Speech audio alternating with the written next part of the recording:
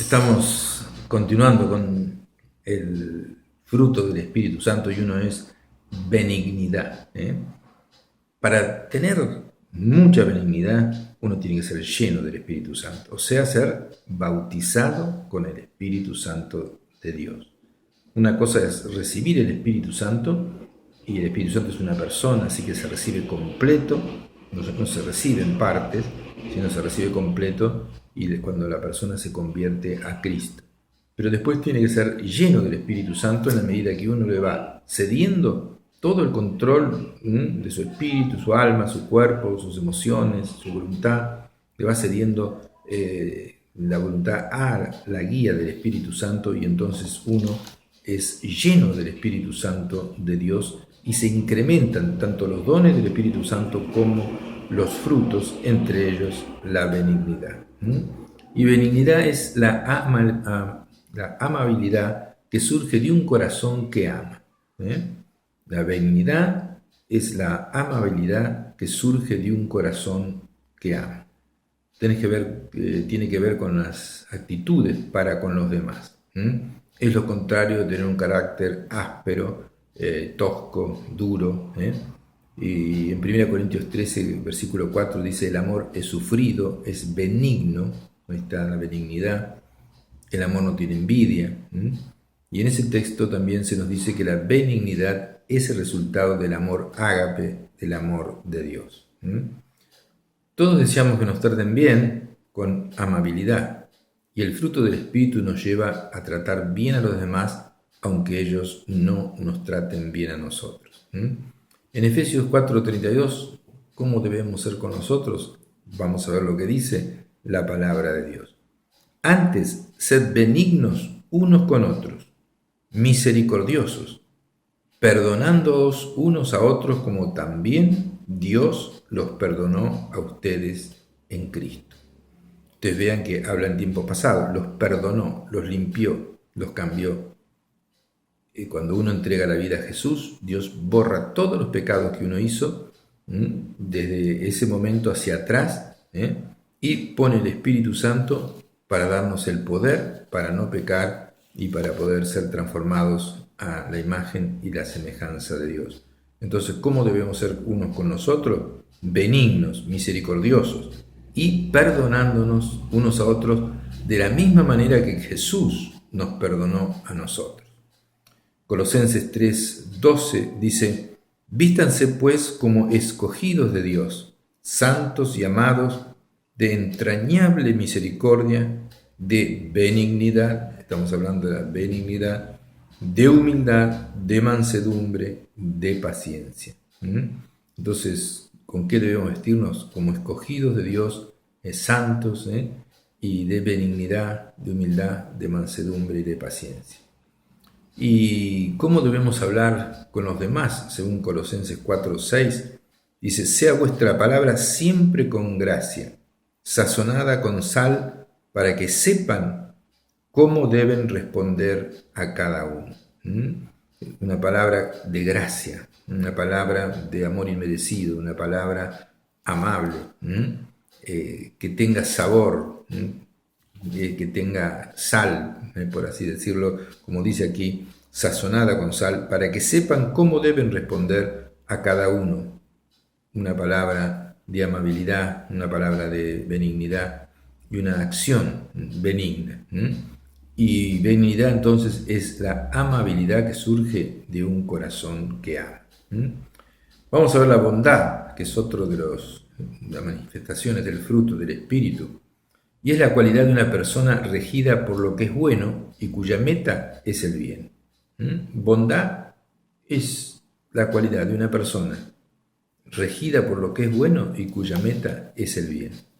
No es ser alguien blandito, alguien blando, porque muchas veces por bondad tenemos que ser duros, como cuando disciplinamos a nuestros hijos. Y es también el resultado del amor, porque el amor, por amor deseamos lo mejor para los demás, y lo mejor a veces con los demás es decirle la verdad, con amabilidad, pero hay que decirle la verdad. Mirá, si seguís por este camino te vas a ir al infierno. Si seguís en tus pecados sin arrepentirte te vas a ir al infierno.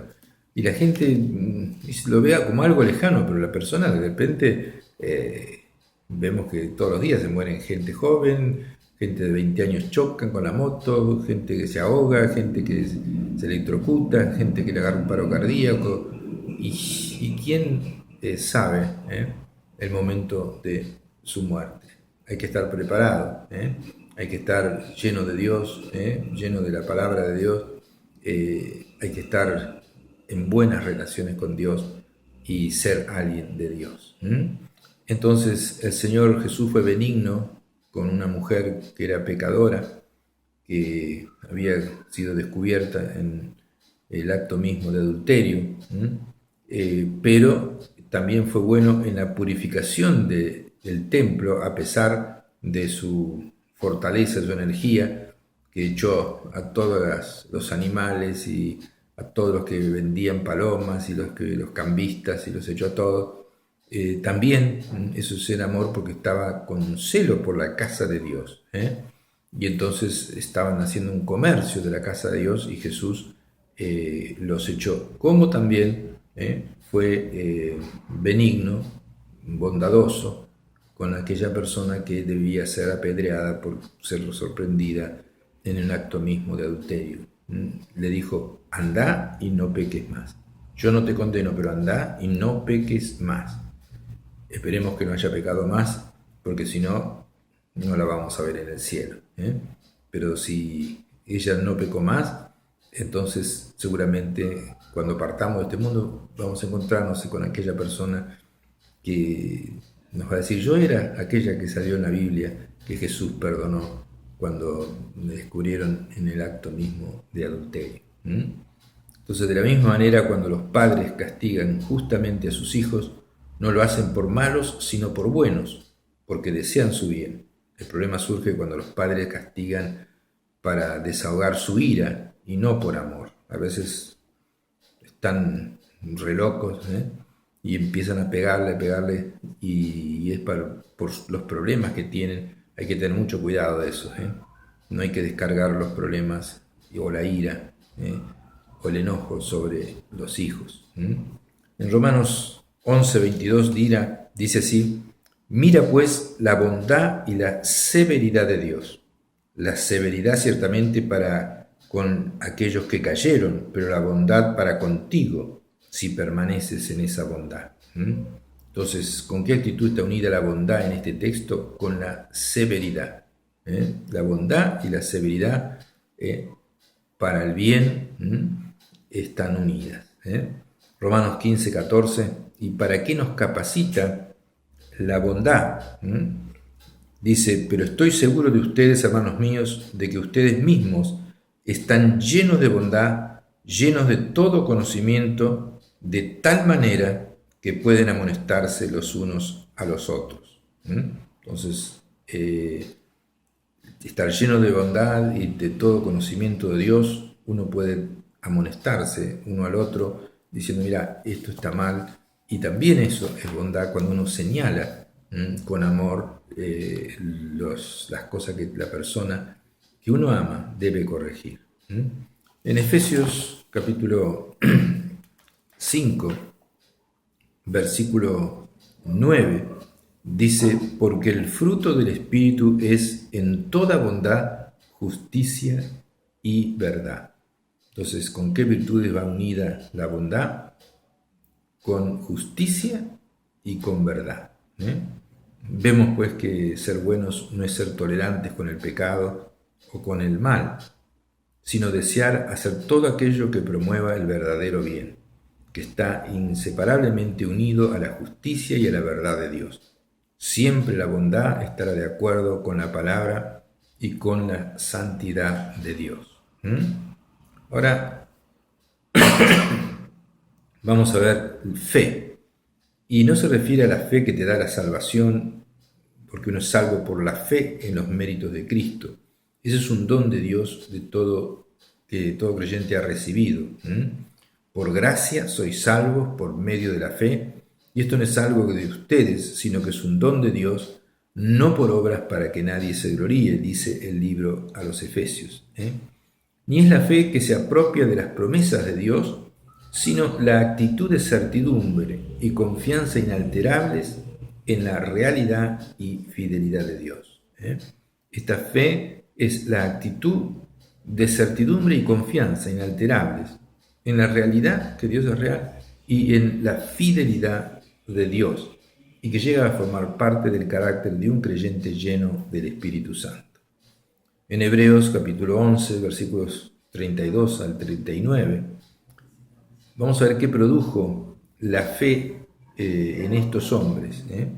Entonces, dice: ¿y qué más digo? Porque el tiempo me faltaría contando de Gedeón, de Barak, de Sansón, de Jefté, de David, así como de Samuel y los profetas, que por la fe conquistaron reinos, hicieron justicia, alcanzaron promesas, taparon bocas de leones, apagaron fuegos impetuosos, evitaron filos de espada, sacaron fuerza de debilidad, se hicieron fuertes en batalla y pusieron en fuga ejércitos extranjeros.